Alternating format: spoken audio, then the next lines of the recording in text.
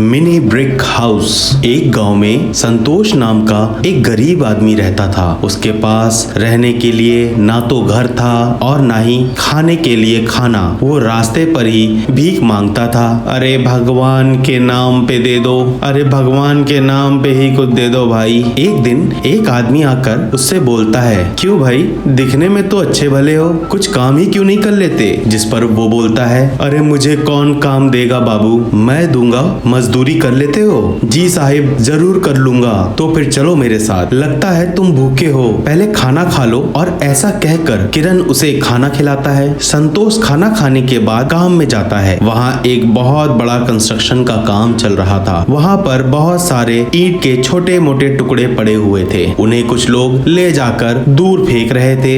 यह देख संतोष एक आदमी से पूछता है, तुम लोग इन छोटी छोटी ईंट के टुकड़ों को क्यों फेंक रहे हो और फिर आगे इनका क्या करोगे? क्या ये कुछ काम में नहीं आते? अरे ये किसी काम के नहीं है, ये ईंट के छोटे टुकड़े हैं, इन्हें फेंक दिया जाता है। अरे क्यों काम में नहीं आते? इनसे तो हम अपना घर बना सकते हैं ना। उसको सुन वो आदमी जोर जोर से हंसने लगा।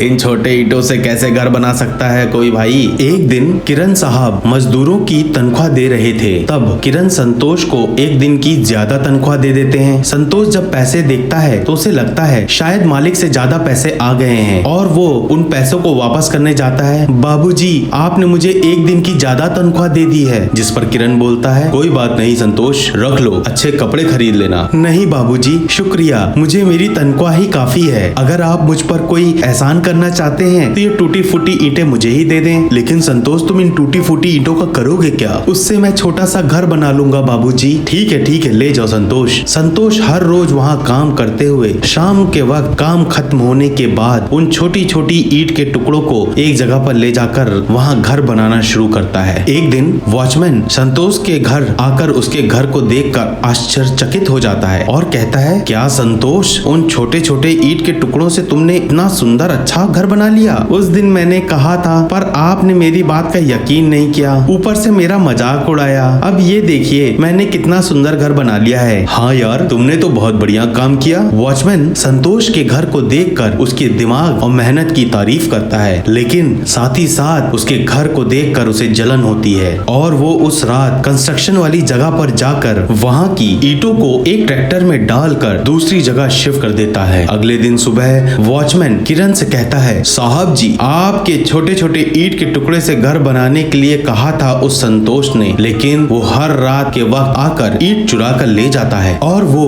किरण साहब को भड़काता है। अरे वो ऐसा इंसान नहीं है, वो बहुत अच्छा है। नहीं मालिक, पहले मैं भी आपके जैसे सोचता था, मगर उसका बनाया हुआ घर देखिए और फिर कहिए, क्या सचमुच इतनी जल्दी उसने घर भी बना लिया? चलो देखते हैं। ऐसा कहकर दोनों संतोष के घर के पास जाते हैं और उसका बनाया हुआ घर देखते हैं। अरे वाह, इसने तो बहुत अच्छा घर बनाया है। जिस पर वॉचमैन भड़काता है, छोटी छोटी ईंटों से इतना बड़ा घर बनाना असंभव है सर जी, वो आपको धोखा दे रहा है। अगर यकीन ना हो तो आप देखिए, हमारे यहाँ की काफी ईंट गायब हैं। यह सुनकर किरण सोच में पड़ जाता है और कहता है, ये मैं बाद में देखता हूँ, तुम उस पर नजर रखना। किरण सच में संतोष पर शक करने लगता है और एक आदमी को वहाँ रखता है और संतोष पर नजर रखने के लिए कहता है। वो आदमी संतोष के घर के पास ही रहते हुए संतोष पर नजर रखता है। संतोष सिर्फ छोटी छोटी ईंट के टुकड़े से ही घर बना रहा था। वो डिटेक्टिव जिसे किरण ने छुप कर नजर रखने को कहा था, संतोष के पास जाता है और कहता है, तुम कब तक इन छोटी छोटी ईंटों के टुकड़ों से घर बनाओगे? हम लोग एक काम करते हैं ना, चल के कंस्ट्रक्शन साइट से एक दो ट्रक ईंटें चुरा लाते हैं, मैं किसी से नहीं कहूँगा। छी छी,